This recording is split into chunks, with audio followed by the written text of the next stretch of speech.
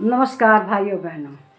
आज मैं अपने जीवन में सुनी हुई एक सच्ची घटना का वर्णन करती हूँ। उसमें ये था कि एक बूढ़ा व्यक्ति था। साहस के बल पर उसने सांप की मणि, नाग की मणि प्राप्त कर ली थी। उसने साहस किया और प्राप्त कर ली।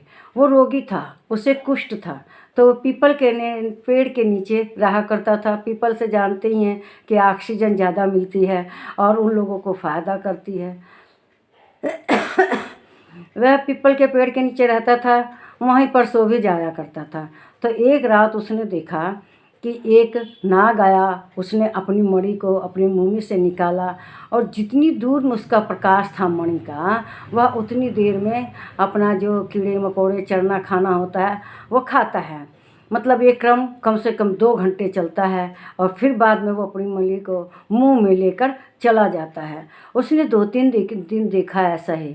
फिर उसने गांव वासियों को बताया, ग्रामवासियों को बताया कि देखो ऐसे ऐसे एक मणि वाला नाग आता है और अपनी मणि उगलता है पेड़ के नीचे और उसके प्रकाश में चारों ओर वो मतलब अपना भोजन करता है, जो भी उसका कीट पतंग जो भी भोजन हो वो करता है और फिर बाद में उस मणि को उगल के मतलब निगल के चला जाता है।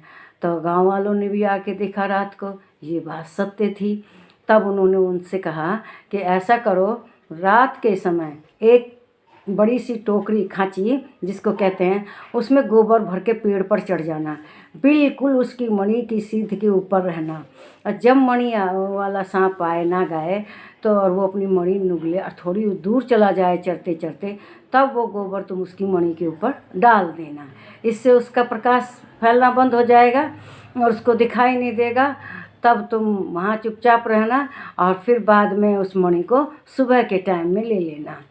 तो था तो खतरनाक काम, लेकिन बूढ़े ने क्या किया, रात को खांची में लेकर, टोकरी में लेकर गोबर पेड़ पर चढ़ गया और उस मणि की सीध में बैठ गया जहाँ वो मणि को उगला करता था। वो अपने नियत समय से आया और उसने मणि निकाली। तो वह बूढ़ा ऊपर से सब देख रहा था। जब वो थोड़ी दूरी पर चला गया, अपनी मणि से दूर चला गया, तो उसने एकदम सीध में मणि के ऊपर गोबर डाल दिया। अब खांची भर गोबर उसके बस की उठाना नहीं था, हटाना नहीं था, उस सांप के बस की, उस नाग के बस की। वो आया और बहुत कोशिश की उसने अपनी मणि को खोज के निकालने की, उसमें से खोद के निकाल ले, लेकिन वह इस काम में समर्थ नहीं हुआ। अंत में वह वहीं पर अपना सिर पटक पटक कर मर जाता है। फिर सुबह होती है तो वह बूढ़ा उस मणि को ले लेता है और मणि लेकर आ जाता है अपने घर में। तो उस बूढ़े ने साहस किया, था तो रोगी, लेकिन उसने साहस के बल पर वो मणि ले ली। वो मणि इतना प्रकाश करती है कि पहले ज़माने में औरतें नाक का मोती वगैरह मणि का बनवाया करती थी। तो जहाँ वे सोया करती थी वहाँ चारों ओर प्रकाश हो जाया करता था, उसमें बहुत प्रकाश होता है।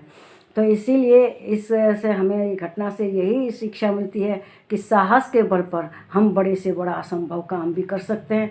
वो कहने के लिए वृद्ध था, रोगी था, लेकिन उसने उस मणि को प्राप्त करने में कामयाबी पाई।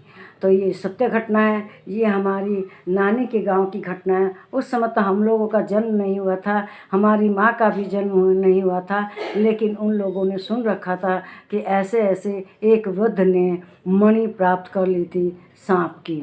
उसकी बड़े बहुत कीमती होता है वो, जैसे गजमुक्ता हार होता है हाथी के मस्तक में, तो वो भी जीते ही जीते हाथी के निकाला जाता है।